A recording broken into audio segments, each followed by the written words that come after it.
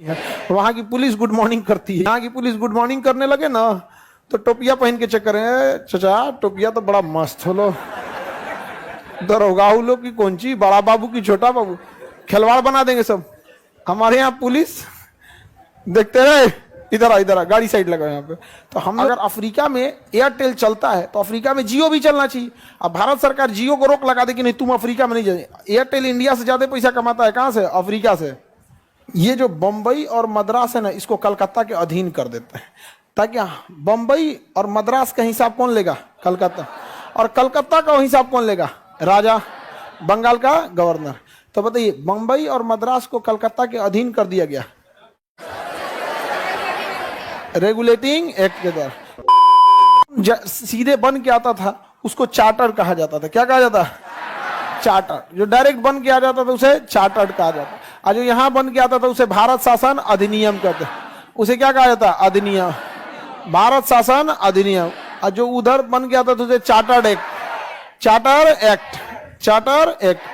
तो 1857 की क्रांति से पहले, जो 1857 की क्रांति नहीं हुई थी, तो अंग्रेजों को लगता था कि भारतीय बहुत कमजोर हैं, इनको सताया बड़ा इजी है। इंग्लैंड से बना बनाया रेडीमेड कानून आता था, इन पे थोप दिया जाता था, उनको लगता था यही है। लेकिन 1857 की जब क्रांति हुई, ऐस हुमच के पिटाया सब अंग्रेज सब, उन सबको लग गया कि इंग्लैंड के बने कानून से भारत चलने वाला नहीं है।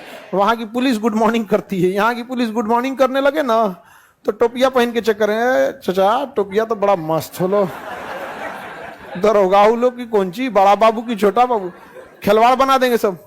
हमारे यहाँ पुलिस देखते रहे, इधर आ गाड़ी साइड लगा यहाँ पे। तो हम लोग का अलग पुलिसिंग है, उन लोग की पुलिसिंग अलग है। तो इसलिए हमारे देश में चार्टर्ड सक्सेस होने वाला नहीं था। इंग्लैंड से बना बनाया रेडीमेड कानून को क्या कहा गया? चार्टर्ड।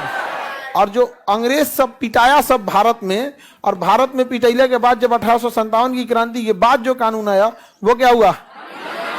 अधिनियम। अधिनियम। तो अधिनियम और चार्टर्ड में तो अंतर समझ में आ गया। शुरुआत में तो जो आएगा वो चार्टर्ड आएगा। शुरुआत में क्या आएगा? चार्टर्ड। बाद में क्या आएगा? अधिनियम। तो पहला देखते हैं हम लोग 1773 का रेगुलेटिंग एक्ट, 1773 का रेगुलेटिंग एक्ट, 1773 का रेगुलेटिंग। देखिए, इंग्लैंड का जो राजा था ना, बहुत चालाक आदमी था।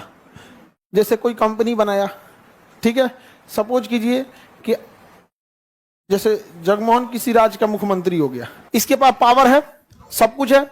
अब ये कहेगा किसी अपने करीबी से कि एक कंपनी तुम बनाओ।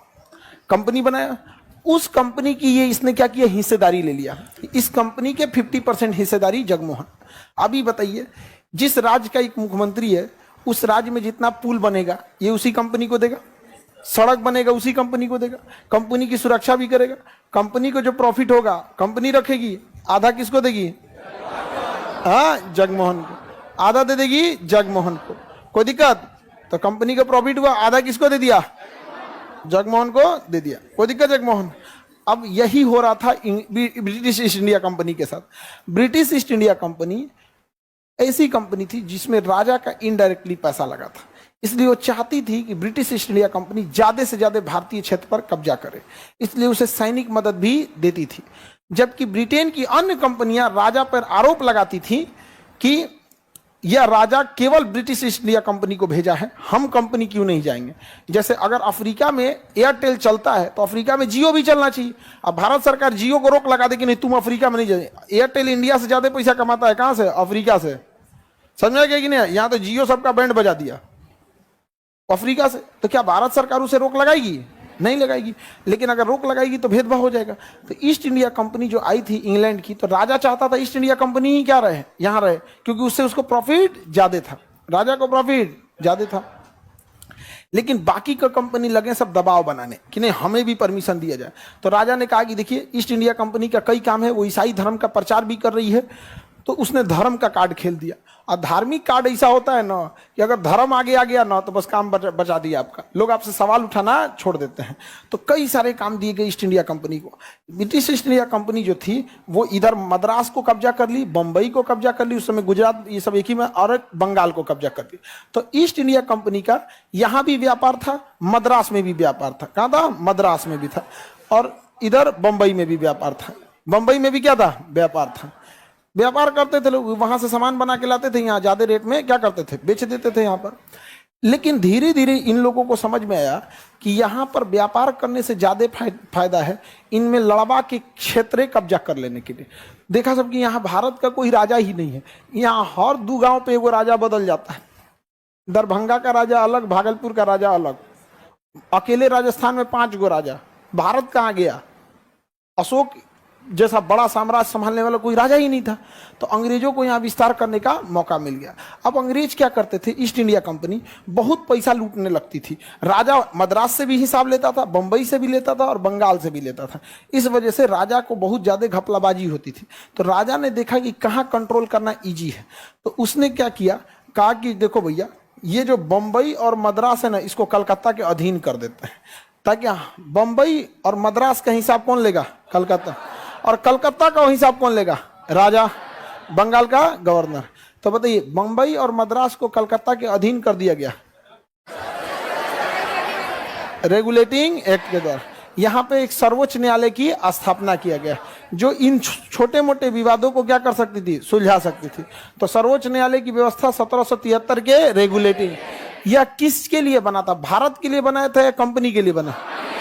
कंपनी के लिए। कंपनी के कर्मचारी कैसे काम करेंगे, कंपनी के कर्मचारी में कैसे प्रमोशन दिया जाएगा। देखिए, जब आप छोटे रहेंगे, छोटे लेवल का आपका बिजनेस रहेगा, तो आप देख सकते हैं किसका काम अच्छा है, किसका काम खराब है। जब आपके कंपनी के अंदर 5,000 10,000 कर्मचारी काम करने लगेंगे, आप ही को नहीं पता चलेगा आप ही की कंपनी का कर्मचारी है कि नहीं है। आप इतना हिसाब करेंगे तो फिर कंपनी को कहाँ ले जा पाएंगे आप, जब कर्मचारी में उलझे रहेंगे। उसका काम एचआर का है, वो देखते रहे अपने यहाँ पे। लेकिन उसके साथ पक्षपात ना हो जाए, किसे प्रमोशन देंगे, कहां से हिसाब किताब होगा, ऑडिट कहां से करना होगा, ये सारा लेखा जोखा रखने के लिए एक नियम कानून बनाइएगा कि नहीं बनाइएगा।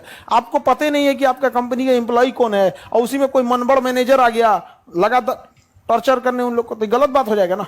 तो इसी सब के लिए नियम कानून आया था कंपनी चलाने के लिए, जिसे कहा क्या, रेगुलेटिंग